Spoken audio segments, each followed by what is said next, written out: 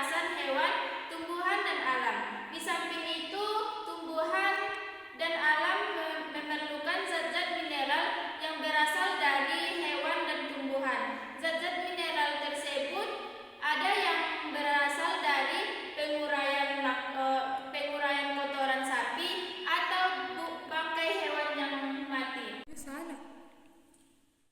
samping itu,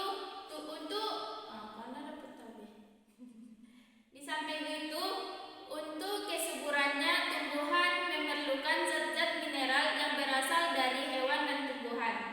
Zat-zat mineral tersebut ada yang berasal dari penguraian kotoran sapi atau bangkai hewan yang mati. Dari uraian tersebut, jelas terlihat bahwa antara hewan dan tumbuhan terdapat hubungan yang saling membutuhkan. Hewan membutuhkan tumbuhan dan tumbuhan membutuhkan hewan. Ketiga yaitu hubungan makanan dan dimakan antar makhluk hidup. Seperti rumput dimakan belalang, belalang dimakan katak, katak dimakan ular, ular dimakan elang. Yang terakhir ada jamur. Baik, kemudian yang terakhir yaitu pengaruh perubahan lingkungan terhadap makhluk hidup.